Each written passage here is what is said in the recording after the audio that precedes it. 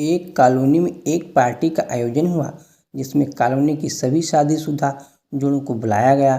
शाम का समय था। सभी लोग अपने ऑफिस से आने के बाद तैयार होकर सीधे पार्टी में पहुंचे। सभी एक दूसरे से मिले। शाम का खाना भी वहीं खाया गया। फिर एक बुजुर्ग व्यक्ति पार्टी में आए और उन्होंने कहा कि आज हमने ये पार्टी रखी है, ये एक विशेष पार्टी है। आज हम कुछ नया करने वाले हैं। सारा दिन ऐसे ही ऑफिस के चक्कर लगा लगा के निकल जाता है। चलिए आज हम सभी एक गेम खेलते हैं। बुजुर्ग व्यक्ति ने एक व्हाइट बोर्ड मंगाया और पार्टी में से एक महिला को चुना। अब उस महिला से कहा कि इस बोर्ड पर 20 नाम ऐसे लिखो जिनको तुमसे प्यार है, जो तुम्हारे अपने हैं। उस महिला ने अपने माँ, पिता, पति, बच्चा, सगे संबंधियों और पड़ोसियों के नाम लिख दिए। अब वो बुजुर्ग मुस्कुराए और बोले, चलो अब इनमें से ऐसे 6 नाम मिटा दो जो तुम्हें कम पसंद हैं और जिनके बिना तुम आसानी से रह सकती हो। महिला थोड़ी सच्चाई, लेकिन फिर जब बुजुर्ग ने जोर दिया तो लड़की ने अपने पड़ोसियों के नाम मिटा दिए। सारे लोग बड़े ही गौर से ये सब देख रहे थे। अब बुजुर्ग ने महिला से कहा कि चलो इनमें से 10 नाम और मिटा दो जिनको तुम कम प्यार करती हो। महिला ने फिर अपने सगे संबंधियों के नाम मिटा दिए। अब बोर्ड पर केवल 4 नाम बचे हुए थे, माँ, पिता, पति और बच्चा।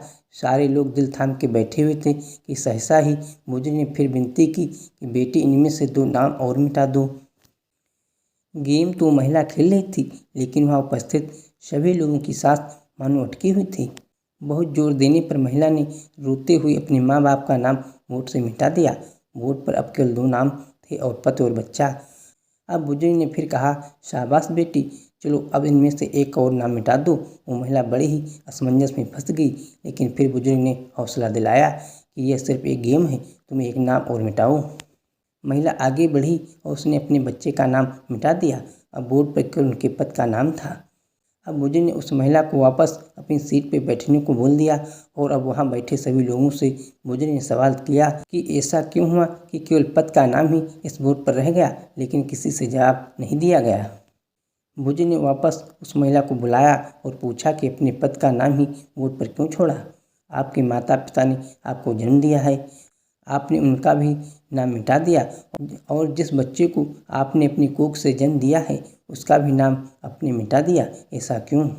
महिला बोली, सर मैं अपनी माता पिता से भी प्यार करती हूँ, लेकिन मेरे माता पिता बूढ़े हो चुके हैं और वह जल्द ही मुझे छोड़कर चले जाएंगे। मैं अपने बेटे से भी प्यार करती हूँ, लेकिन ना जाने बड़े होकर वो मेरा साथ देगा या नहीं। लेकिन मेरे पति जब तक मेरे साथ हैं तब तक मेरे प्राणों में प्राण हैं। मैं उनकी अर्धांगिनी हूँ। वो मेरा आधा शरीर बनकर मेरा साथ देंगे और जीवन भर मेरा हर सुख दुख में साथ देंगे। इसलिए मुझे मेरे पति सबसे अधिक प्रिय हैं। महिला की बात सुनकर सारा माहौल तालियों की गड़गड़ाहट से गूंजने लगा। सभी लोग उस महिला के विचारों की प्रशंसा कर रहे थे। तभी बुजुर्ग व्यक्ति ने कहा, ये तो हमने आज गेम खेला है। चलिए, गेम की मस्ती अपनी जगह है, लेकिन इस गेम में आपके जीवन की सच्चाई छिपी है। पति और पत्नी एक दूसरे का आधा शरीर होते हैं और एक दूसरे के बिना जीवन बहुत दुष्कर है। इसलिए सही पति पत्नियों को चाहिए कि एक दूसरे के प्रेम की इज्जत करें और हर सुख दुख में एक दूसरे का साथ निभाएं।